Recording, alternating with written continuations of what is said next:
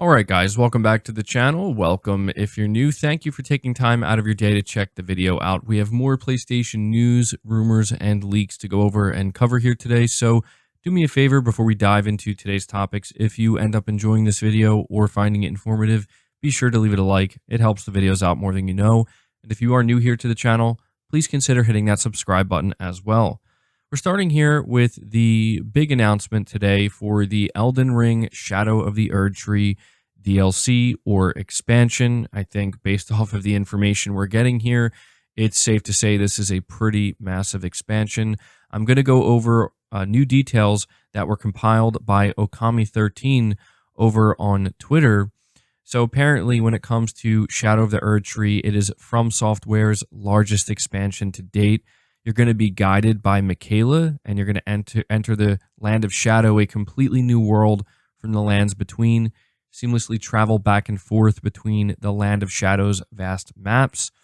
Continues here by saying, here you will meet others who follow in Michaela's footsteps. New weapons, skills, and magic exclusive to the expansion. New storyline bosses, dungeons, and more. And he gives us even more details below that, saying that the surface area will be larger than Limgrave, over 10 new boss fights, 8 new weapon categories. The structure is similar to the base game with vast fields, legacy dungeons, and smaller dungeons. Transition between fields and dungeons is more seamless with something a little more in between. Difficulty will be similar to the endgame of Elden Ring.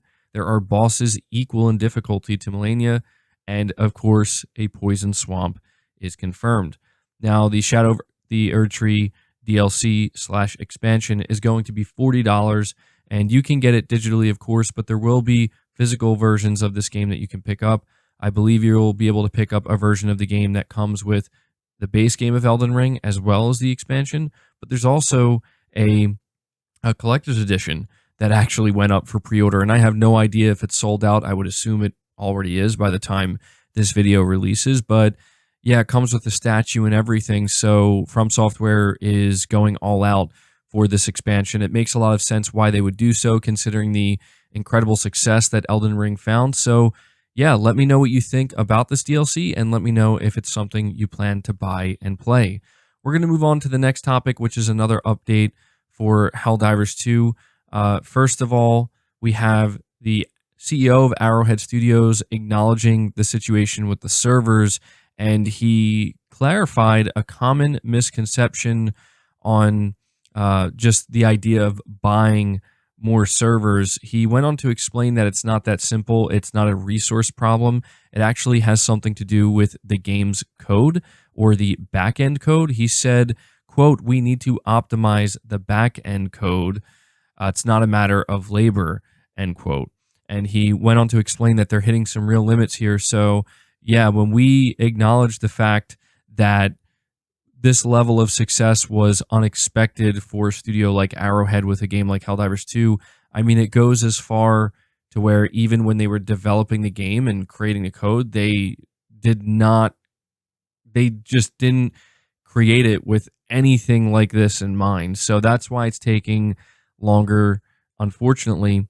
But he also responded to a fan on Twitter who was basically saying, look, you're making me want to buy this game and I don't have any money.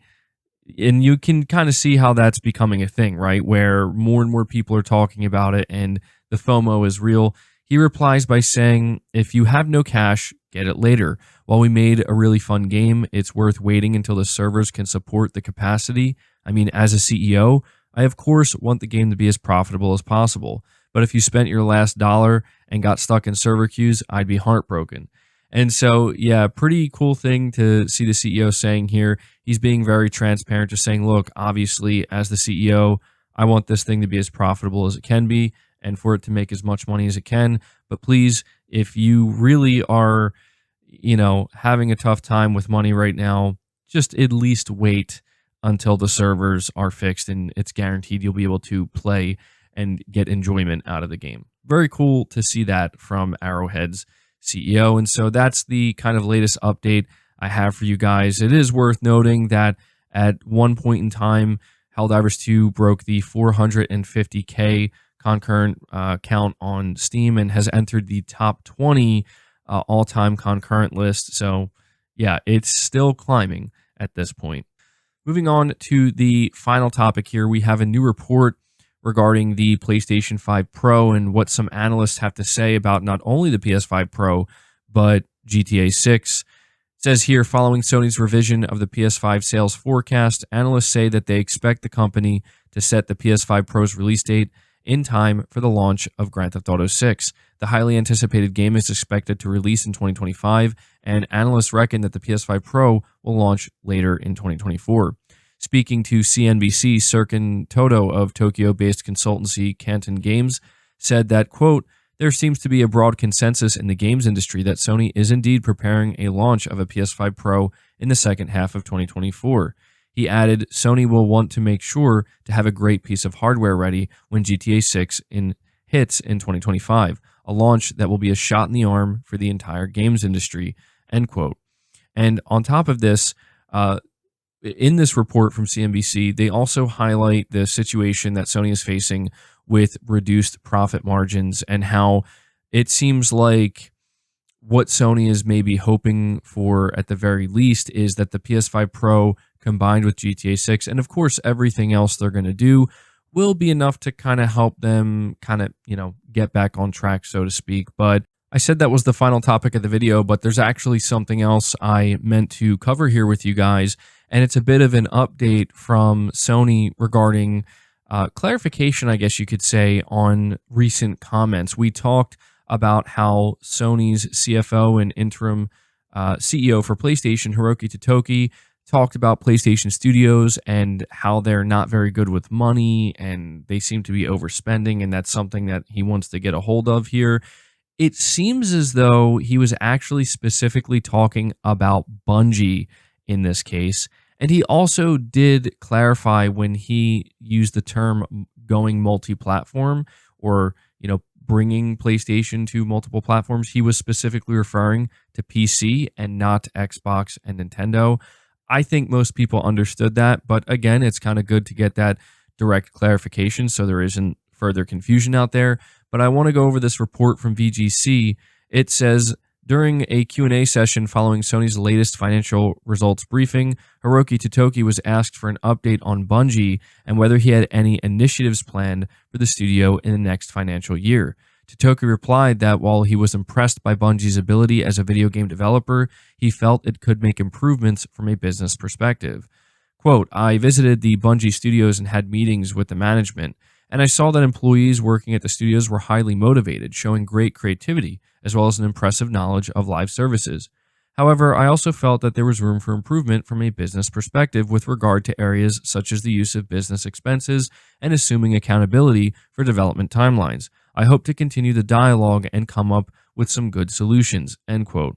When Totoki originally answered this question last week, the live English translation provided by Sony referred to PlayStation Studios in general. So yes, this is a very important clarification because it turns out that the question was specifically asked and answered about Bungie, regarding Bungie. And it's pretty clear what Hiroki Totoki is getting at here.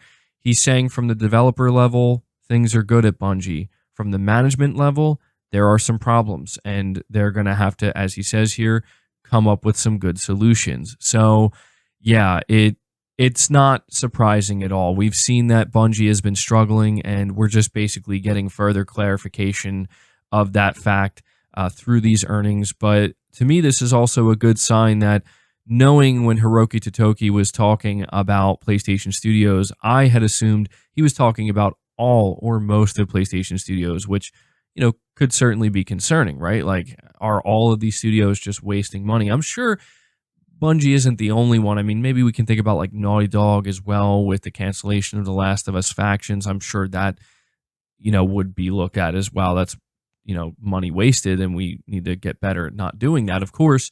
But yeah, it seems like the big issue here, or the thorn in Sony's side when it comes to PlayStation Studios, might be Bungie's management. So there's that update for you. But that's going to do it for the video, guys. I hope you did enjoy it. I hope you found it informative. If you did, be sure to leave it a like, subscribe if you're new, hit the bell notification icon, and feel free to share this video out on top of all that. But until next time, guys, take care.